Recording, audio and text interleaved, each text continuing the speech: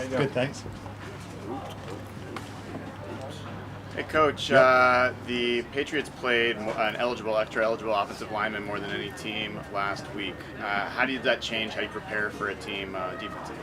I think as you prepare for teams, different personnel groupings, you're preparing for different personnel groupings every week. There's no real difference in how you would prepare. You just, as the grouping goes out there, you work on that grouping and what that personnel grouping's kind of telling you and prepare for that.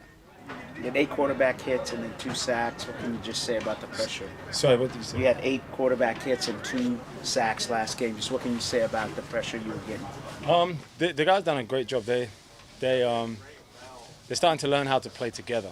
You know, like when a group's, I think I've said it to you before, is when a group's rushing really well, they're rushing as one, and they're starting to understand. I think there's a few more steps and quite a lot of steps we can grow in that area, but they're really progressing in the right way. They've done some good stuff. I'm sorry.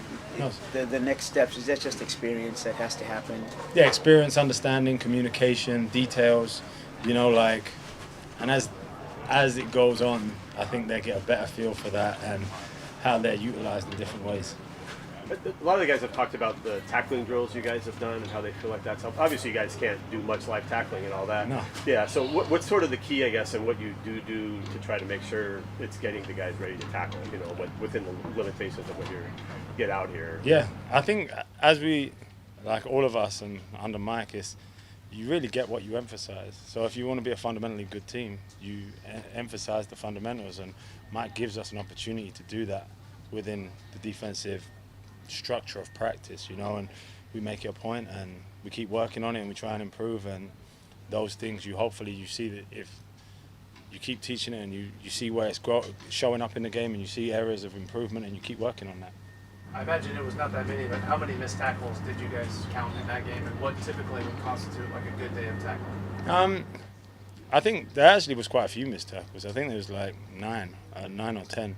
But I think like as you go through it, the way you approach the ball and the type of population you get to the football, you know, that kind of erases some of the mistakes. And I think if they're all playing that way, you might the missed tackle that happens at that point, the next person's there to make the tackle, you know. So like, I think the tackling was really good. I think we can go to another place and just keep improving. I think keep it a main focus and grow from there.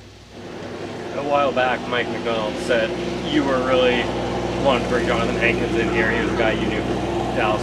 Is this kind of game that would suit him well and he can play a big role? Yeah, I think so. I think like first down suits him, you know, like run situation football suits him. So I think like he's a guy you want, and he brings some quality experience. I think that position itself, there's a lot of experience and there's a lot of block recognition. He helps the young guys and he does a great job of kind of mentoring people in that specific position. Andre Stevenson. What stood out to you, if anything at all, about all that had to come together for Julian Love to get that pick there in the red zone? I think like just like you said, all that had to come together. It was a great play by Julian, but I think it was a combined effort of the defense. You saw Leo rush, like the guys up front rushing, Leo getting a QB hit. Spoon done a great job. I think it was just a culmination of the group, and the end product was like, it was a kind of icing on the top. Andre Stevenson had a bunch of yards after contact. Seems like downhill one-cut runner. How do you make a guy like that take a lateral step?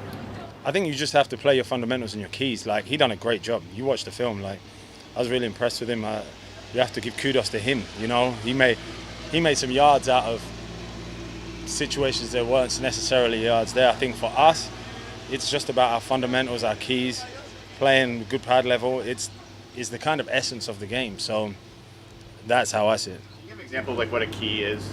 Yeah, it's like if you're a defensive lineman, your key is the player, what the man is in front of you, what he does, your reaction to that, where you put your hands, where you put your eyes, and play from there in the pad level you have. What did you think of the way Byron Murphy played in that game? Yeah, I thought Byron done well. You know, like, there's like, what a great day for Byron's birthday, you know, and his first NFL game. I thought he done a great job, and you felt him grow into the game, you know, but like, he had a great play on like a double team where he split the double team, wrapped the guy up, made a tackle for no gain, and then he had a couple of really good rushes where you started to feel him. I felt like he started finding his flow in the game, and it was kind of exciting to see. Going back to Leonard Williams, he had 6 pass rushes, and then he got 2 critical run tackles. Is he about as complete as you can get in terms of that position? Yeah, I feel like Leo still. I feel like talking to Leo, like he's trying to be as good as he could possibly be. I still feel like he's trying to find windows to grow. Like he's doing a great job, like evaluating his game and saying where can I grow in different areas. I think he can do a lot of things. I think, and he's pushing himself to get better. I think there's a whole other space that Leo can go to.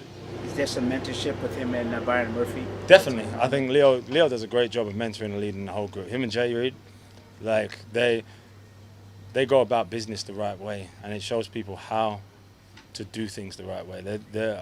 I'm really pleased with the way they do that. In terms of like debriefing, going over things after a game with the team, how do you and Mike do we split up those responsibilities? Maybe? It's the same responsibilities we always have. Like we split up the meeting just how we do and take different parts of it, talk about it. Like we're doing that on a daily basis. It's no different just because it's a game. It's just the process of how we do things. Anything else? Thank you. Thanks, guys. Take care.